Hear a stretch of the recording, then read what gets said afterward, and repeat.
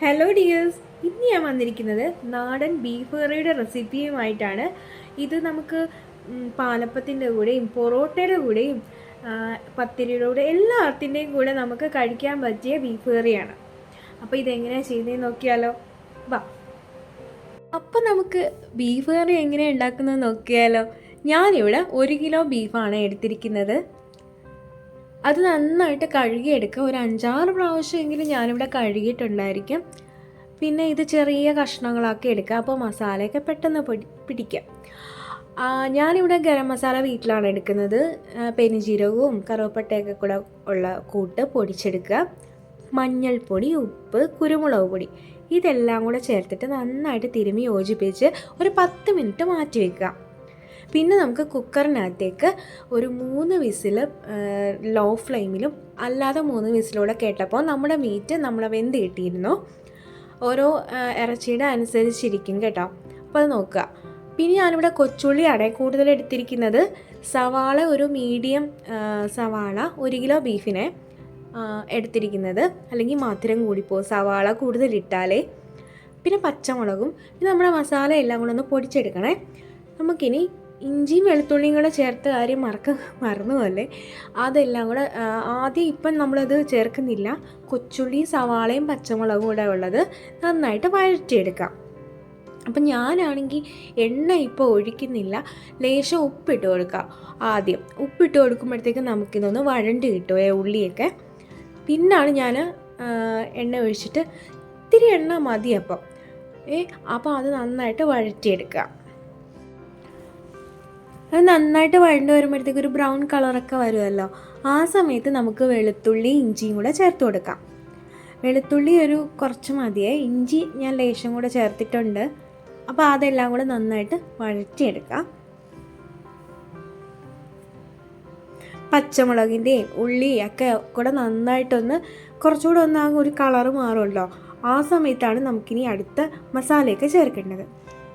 Beef കറിക്ക് മല്ലിപ്പൊടിക്ക് ഒരു പ്രധാന സ്ഥാനമുണ്ട് കേട്ടോ. മല്ലിപ്പൊടി ഇതിന് കൂടുതൽ വേണം.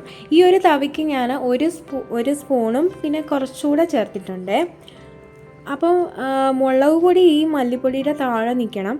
മല്ലിപ്പൊടിയാണ് ബീഫ് കറിക്ക് കൂടുതൽ വേണ്ടത്. പിന്നെ നമ്മൾ ചെറിയൊരു സ്പൂണ് ഗരം മസാലയാണ് ഞാനിപ്പോൾ കാണിച്ചു തരാമേ. ഈ മല്ലിപ്പൊടിയുടെ ഒരു കളർ ചേഞ്ച് വരുന്ന ഒരു സമയമുണ്ടല്ലോ, കണ്ടിട്ടില്ലേ ബീഫിൻ്റെ ആ ഒരു കളറ്. അപ്പോൾ ഇതാണ് ടെക്നിക്ക്. മല്ലിപ്പൊടി നന്നായിട്ട് കരിഞ്ഞു പോവാതെ ശ്രദ്ധിക്കണം.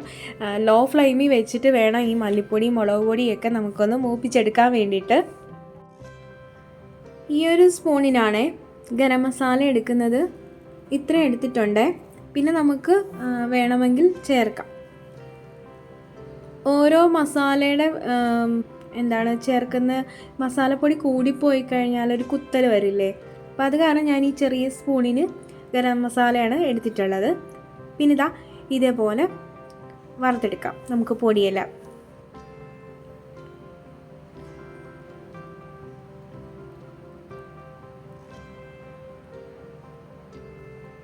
ഇനി നമുക്ക് സവാളയും ഉള്ളിയും എല്ലാം കൂടെ വഴറ്റി വെച്ചിട്ടില്ലേ, അതിനകത്തേക്ക് നമുക്ക് ഈ പൊടികളെല്ലാം കൂടെ ഇട്ട് ഒന്നുകൂടി ഒന്ന് വഴറ്റിയെടുക്കാം.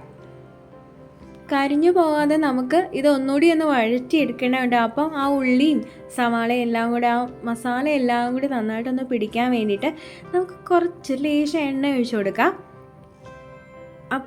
അതെല്ലാം കൂടി ഒന്ന് മിക്സായിട്ട് വരും. പിന്നെ നമ്മളിവിടെ ഒരു വലിയ തക്കാളിയാണ് എടുത്തിരിക്കുന്നത്. അപ്പോൾ അതൊന്ന് വഴണ്ട് വരാനായിട്ട്. പിന്നെ നമ്മൾ ബീഫ് വേവിക്കാൻ വേണ്ടിയിട്ട് നമ്മൾ ഒട്ടും വെള്ളം ഒഴിച്ചിട്ടില്ലായിരുന്നു. അപ്പോൾ അതിൻ്റെ ആ ഒരു വെള്ളം തന്നെയാണ് നമ്മളിതിനകത്ത് വേവിക്കാനായിട്ട് തക്കാളി ഒന്ന് വെന്ത് വരാൻ വേണ്ടിയിട്ട് വെള്ളം ഒഴിച്ചത് കേട്ടോ. ആ മസാല എല്ലാം കൂടി ഒന്ന് റെഡി ആവാൻ വേണ്ടിയിട്ട്. പിന്നെ ഞാൻ അതിനകത്തുനിന്ന് തന്നെ നമ്മൾ തക്കാളി കുറച്ചെടുത്ത് മാറ്റി വെച്ചിട്ടുണ്ട്. നമ്മളിങ്ങനെ ബീഫ് അതിനകത്തേക്ക് ചേർത്ത് ആ തക്കാളി മസാല എല്ലാം കൂടി ഒന്ന് പിടിക്കട്ടെ. കളറ് കണ്ടോ ബീഫിൻ്റെ? ആ മല്ലിപ്പൊടി അത്രയും മൂത്ത് വരുന്ന സമയത്ത് എടുത്തുകൊണ്ടാണ് നമുക്ക് ഈ കളർ വന്നത്. ഇനി നമുക്ക് തേങ്ങാക്കൊത്തും കറിവേപ്പിലയും കൂടെ ഒന്ന് മൂപ്പിച്ചിട്ട നല്ല ഒരു മണം വരുന്നുണ്ട്. പിന്നെ നമ്മൾ ആ മാറ്റി വെച്ച തക്കാളി എല്ലാം കൂടി ഒന്ന് അരച്ചെടുത്ത മിശ്രിതം കൂടി ചേർത്ത് കഴിഞ്ഞപ്പോൾ എൻ്റെ ദാസാ സൂപ്പർ ടേസ്റ്റി ആയിട്ടുള്ള നല്ല മണമുള്ള നല്ല കളർഫുള്ളായിട്ടുള്ള നമ്മുടെ ബീഫ് കറി, നമ്മുടെ നാടൻ ബീഫ് കറി ഇവിടെ റെഡി ആയിട്ടുണ്ട് ഡിയേഴ്സ്. ഇനി നമുക്ക് കുറച്ച് കറിവേപ്പിലയും കൂടെ ഇട്ട് നമുക്കൊന്ന് അലങ്കരിച്ചെടുക്കാം. അടിപൊളിയായിരുന്നു. അപ്പോൾ നിങ്ങളെല്ലാവരും ഇതൊന്ന് ട്രൈ ചെയ്ത് നോക്കണം. നമ്മുടെ നാടൻ ബീഫ് കറിയാണിത്. പിന്നെ പല ടൈപ്പിൽ ബീഫ് കറി ഉണ്ടാക്കാം. കായ വെച്ചിട്ട് ബീഫ് കറി ഉണ്ടാക്കാം. അപ്പോൾ പല ടൈപ്പ് നമുക്ക് ചെയ്യാം. അപ്പോൾ നമ്മൾ പൊറോട്ടയൊക്കെ ആയിട്ട് അടിച്ചു. Thanks for watching.